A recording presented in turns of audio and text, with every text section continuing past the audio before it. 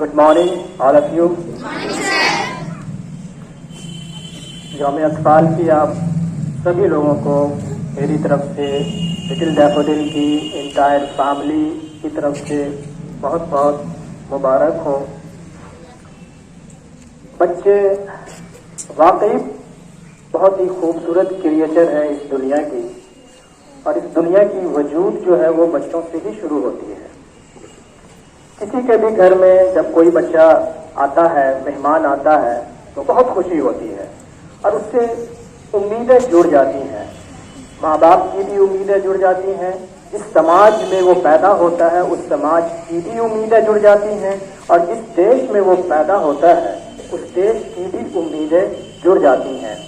तो मेरे बच्चों, आप सब, हम सब की उम्मीद है, आप सब अपने माँ बाप की उम्मीद है, अपने समाज की उम्मीद है, अपने देश की उम्मीद है। आज आपका दिन है और आगे भी आपका दिन ही होगा।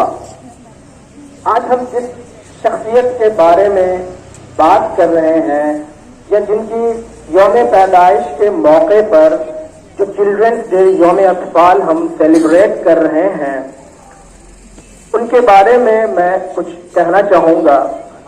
अब तक तो हमने ये सुना है कि जो लोग बहुत गुर्बत में रहते हैं, परेशानी में रहते हैं, और उस गुर्बत से जद्दोजहद करके आगे निकलते हैं और कुछ बड़ा करते हैं, ऐसा बहुत ही नॉर्मली होता है कि हजारों साल नरगिस अपनी बेनूरी पे रोती है, बड़ी मुद्दत के बाद, बड़ी मुद्दत से होता है चमन में दीदावर पैदा। तो ऐसा कुछ हम लोगों ने सुना है। चाचा नेहरू, जवाहरलाल नेहरू एक ऐसी शख्सियत है जो बहुत ही वेल ऑफ फैमिली से बिलोंग करते थे। उनके पास दौलत का अंबार था। उनके वालिद साहब बहुत दौलतमंद थे, रसूख वाले थे।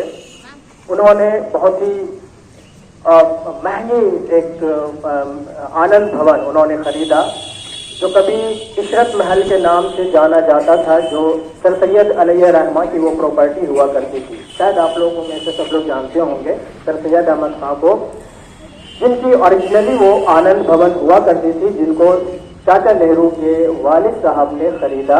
और आनंद भवन एक ऐसा भवन था जिसमें इंडिया में सबसे पहले इलेक्ट्रिसिटी आई। तो नेहरू जी आनंद भवन में रहते थे, पले बड़े। वहां अंग्रेज उनको पढ़ाने के लिए आते थे, इतने बड़े रईस थे वो। फिर वो बाहर पढ़ने के लिए गए।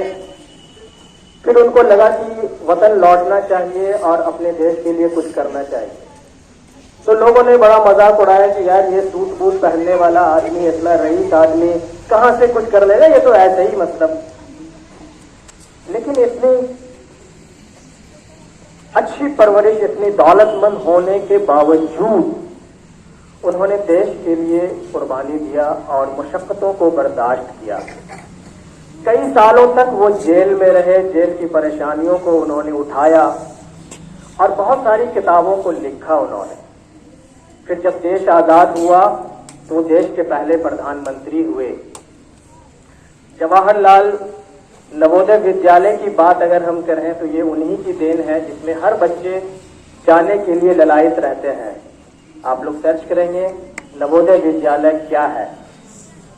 फ्री प्राइमरी एजुकेशन उन्हीं की दी हुई है। हर आदमी ये सोचता है, जो मैथमेटिक्स बैकग्राउंड से होता है, वो चाहता है कि मैं IIT करूं। IIT जवाहरलाल नेहरू की ही देन है। जो लोग मेडिकल करना चाहते हैं, वो चाहते हैं कि मेरा सिलेक्शन एम्स में हो, ऑल इंडिया मेडिकल इंस्टीट्यूट में हो, ये भी जवाहरलाल नेहरू की ही देन है। कोई आदमी मैनेजमेंट की फील्ड में जाना चाहे तो इंडियन इंस्टीट्यूट ऑफ मैनेजमेंट, जो सबसे प्रीमियर इंस्टीट्यूट है इंडिया का, वो भी जवाहरलाल नेहरू की ही देन है। तो एजुकेशन के लिए अब तक कोई ऐसा इंस्टीट्यूशन अब तक हमारे पास दूसरा नहीं है। एम्स का कोई मुकाबला नहीं है, IIT का कोई मुकाबला नहीं है, IIM का कोई मुकाबला नहीं है। तो ये कब होता है?